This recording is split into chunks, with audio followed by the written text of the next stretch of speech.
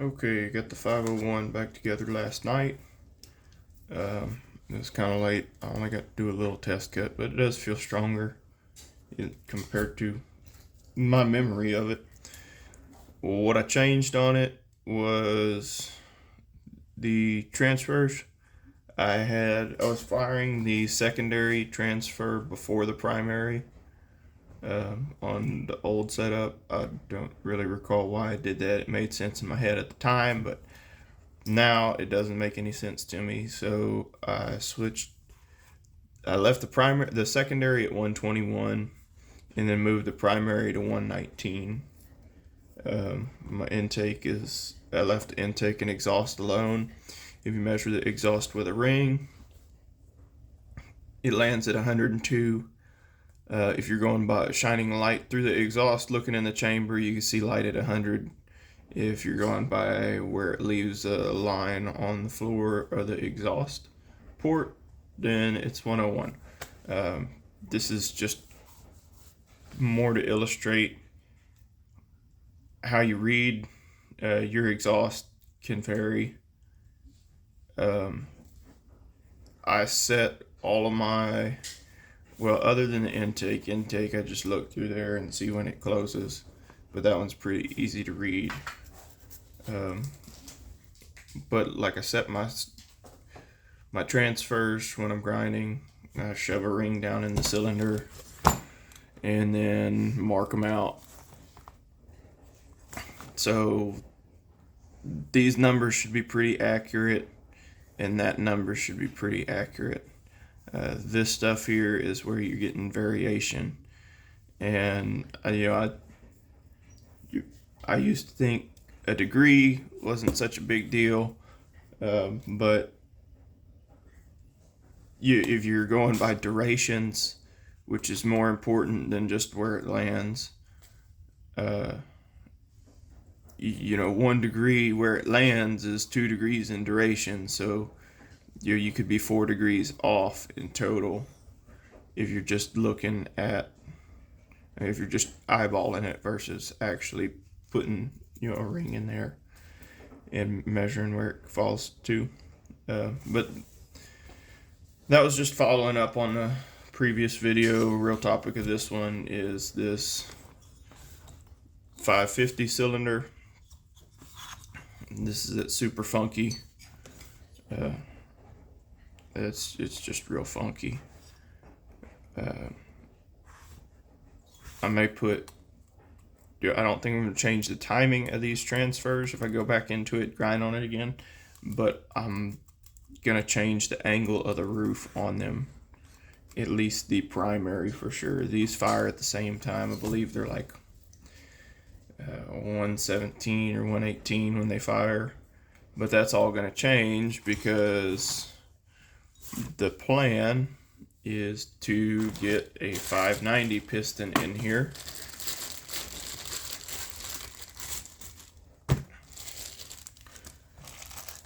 Instead of the 550 piston.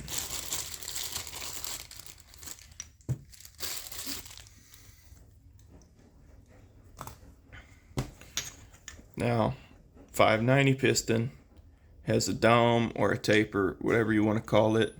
The center of the piston is higher than the edges. 550 piston is a flat top. It's got a cutout for the intake. So there's a lot, this is a lot of skirt that can come off of this thing over here.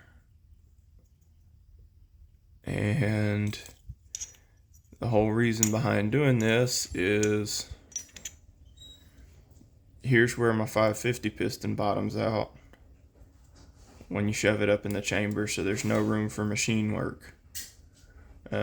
That's sealing surface on the floor of the exhaust to prevent freeport. Here, I can go a little further, but at this point, I'm pretty much out of room on the cylinder.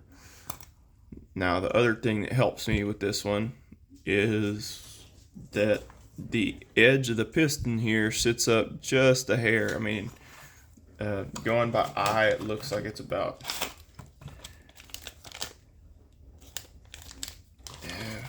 going by eye, it looks like it's 10 to 15 thousandths.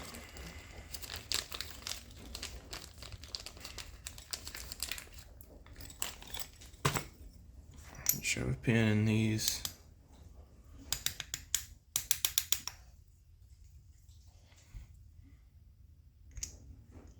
Let's see if I can illustrate that.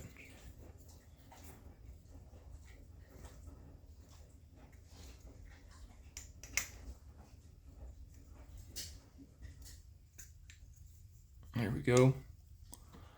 Might not even be able to catch it on video, but there's a little bit of a lip there.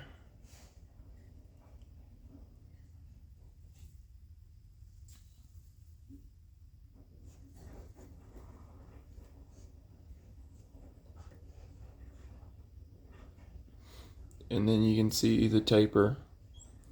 So I would think that would make a big difference. Because it still feels like it's just low on compression. It looks like 10 to 15.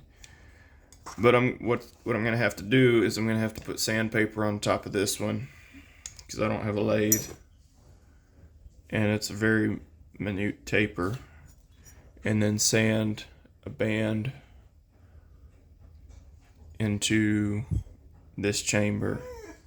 Now that sounds like a monumental task, but these are dome chambers, so here's where I'm making contact. So this is going to extend forward a little bit to match the chamber, but I'm going to stop sanding when I've matched the edge. So I'll have a wider squish band, which is going to take volume out of that chamber. I'm going to have a dome, which is going to take volume out of that chamber. My only concern here is it looks like with the way the spark plug is clocked, which is like looking at it 7 o'clock position, looks like the spark plug is touching the top of this piston, which that's at 0 squish. That is contacting the chamber. The spark plug is contacting the piston. This has no base gasket on this. I think what I'm going to try and do, since this piston's higher, is I'll try sanding the band in here and then set my squish using a base gasket and see how it runs. So hopefully in a few more videos, hopefully in a few days, we'll have some results here. But that's the update on the 550. I'm also, since I got a new contra angle porting tool, probably going to go back into my 7310. And same thing, I got some weird numbers in that one because I've changed my thought process, or learned more. Some of the stuff I was doing was dumb. So stay learning, and you can stay improving on builds. But that's the thought here. This piston will require a lot of modification to work. You're mainly just a lot of trimming on the skirt. But hopefully all the work will be worth it. I think it will, because this thing just feels like it's lacking grunt.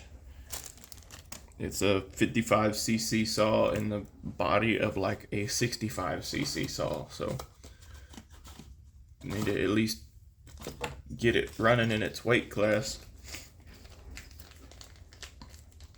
So there's your update. There'll be some cutting videos probably in a week or two. I doubt I'll have any time to do things this weekend, but have a good one.